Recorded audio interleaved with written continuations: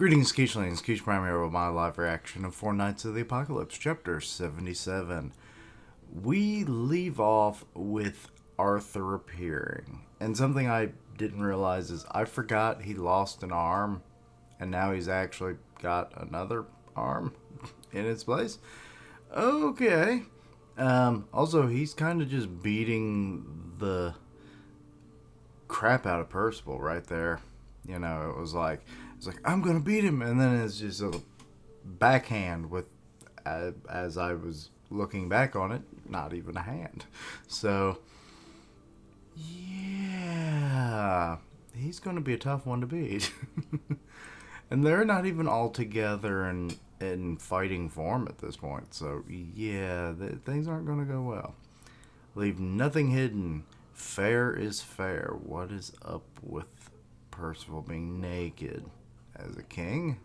Okay. A clash between Arthur and the archenemy who descended to the land of Leonis versus Tristan, who unleashed the demon clan's power. Alright, the title is King's Authority. Authorita. Alrighty, there comes Tristan flying in. It's as if you're a bloodthirsty beast. Could it be the evil demon clan's blood in you? Enough prattle. And he blocked that shit. Damn. Sent him right into the ground. Let's see. Nissian is protecting Percy, and poor Donnie is just not doing so well. Everyone looks on. Prince Tristan! I feel a sneeze coming on. I don't want to sneeze. Ooh, that dented in to his armor. Arthur Pendragon. Such pressure. Is he really the boy from back then? So Hendrickson's starting to wonder. What did he just do now? Stand your ground, all hands, attack in unison. Yes, sir. Okay, so, Dreyfus. I couldn't think of his name for a second. What is up with this? Why is there a bunch of weapons coming out of Arthur? Oh, alright. So he's going to match their numbers with numbers, apparently. I can't move. What? Hey, pull it together. I don't ask the impossible, so... Oh, going. You're totally useless right now, and Donnie's not much better, sadly. And what do you want him to do? What gives? Move. Move. It's like I'm instinctually refusing to oppose him. Such mighty what? Majestical? Mage stickle? Okay, magic. I mean, really, that's what the word says, and I've never heard that word before. This is bad. If this keeps up, then prostrate before the king's authority, ye who are complacent and evil. Ooh. Okay, the whole city's just been wrecked, and none of them can really do anything. Hey, what's going on in Leon? It's a terrible enemies after this country. An enemy? So this old lady, what? I'm not from this country, but their minions have put me through hell. Anya's not from this country? What? I thought she was from another town. I'm confused now. You have to trust me and evacuate. It's alright. This country's holy knights and my friends will definitely protect you. That's a lot to tell us all at once. Ladies and gentlemen of Leonis, please lend me your ears. I assume this is Arthur. He's projecting his voice all over the place. I am Arthur Pendragon, king of the southern kingdom of Camelot, which was once destroyed in the, well, not the Great, but the holy war between the Demon King and the seven deadly sins.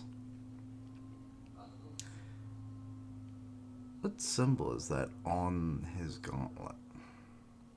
Can't remember if the person that told me about that arm said something about the cat, Kath, but maybe it is. I can see him. His voice is echoing straight into my head, so he's using telepathy. And now you, the people of Leonis, stand upon the same road as Camelot. Ruination or survival. As of now, the peace you have is only fleeting. The history of what transpired in Britannia makes that all too clear. The Holy War 30,000 years ago, the Holy War 16 years ago.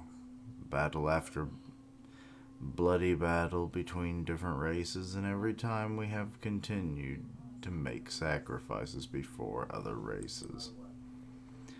Oh God, he's trying to be racist. There must be some among you who lost someone dear in the Holy War, family, friends, leaving scars upon your hearts. Even after 16 years, there are wounds that won't heal so easily. Aw, some of them are starting to cry. I had a little sister back then. She died protecting me from the Demon Clan's attack. Why? You're a big dude. How did you have a little sister protecting you? Daddy, Mummy. So the children that were orphaned.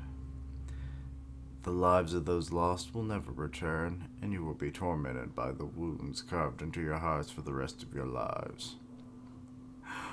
What were you just trying to say? Yeah, even so, we must live on while thinking about the dead. But what if you could see your beloved families again? Oh God, he's gonna bring the dead back. What if you could confess your love to those who died before you could tell them? What if you could make your unfulfilled wishes come true? Join me in Camelot, where all your dreams will come true. I am the genie of that lamp. Now come join me. But anyway, that guy's there's no way in hell we can. Do you take us for fools? Okay, so at least they're coming to their senses. You charlatan. Wrong, it certainly exists here. A land where no one suffers or grieves. Oh, look, showing Camelot. That is not what Camelot looks like, I hate to tell you. Last time we got to see it, I'm pretty sure that's not it. A haven where none are plagued by any menace or disaster. This is my Camelot.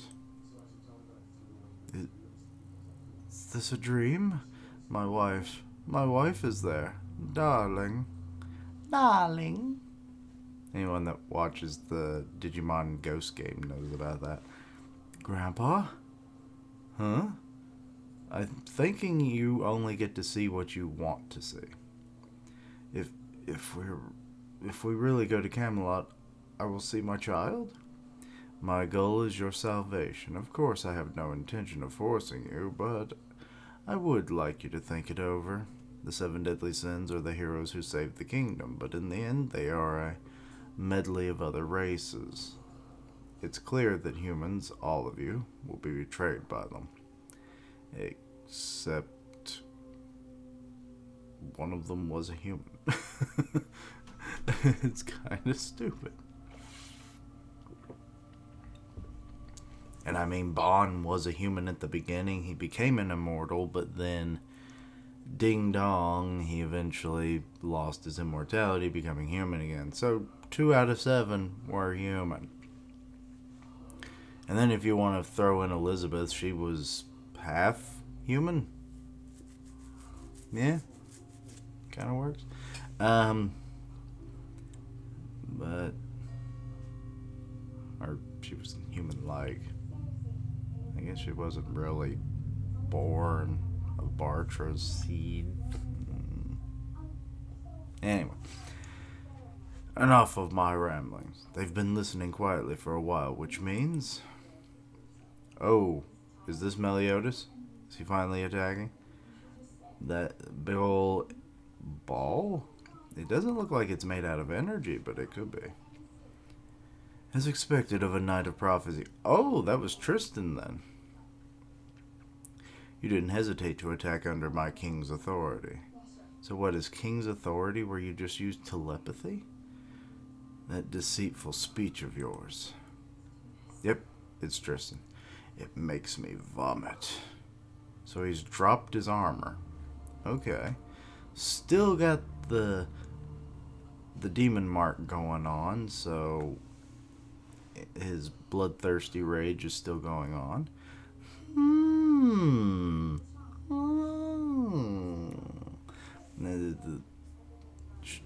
Chamberlain. Let's see.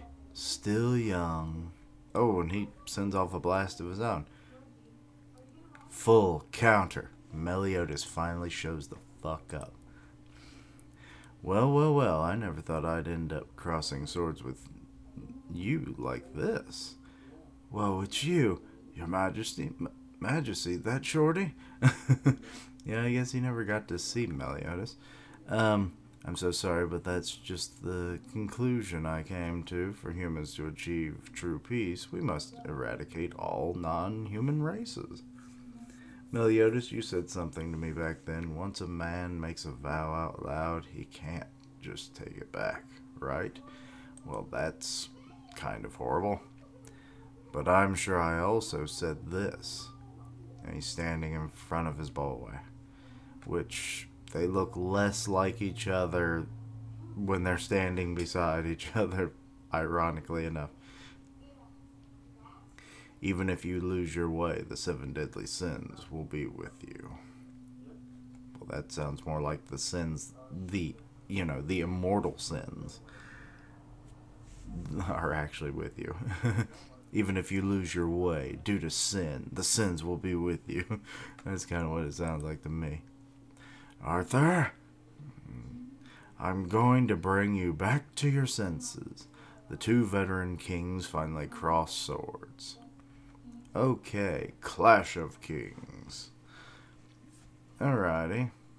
This should be interesting. A King's Pride is the title of the next chapter. Alright. Not too bad of a chapter. I mean, it got all the points across. Arthur making his speech with his telepathy, aka King's Authority.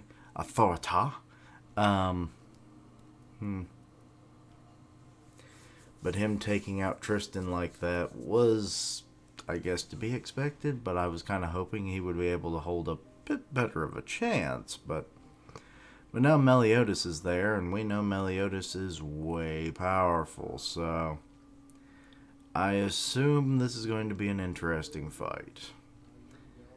We haven't really seen the 2 of them ever fight. The closest we've come to this kind of a fight was when the Sins helped fight against Kath. So I'm kind of wondering what this will play out like. But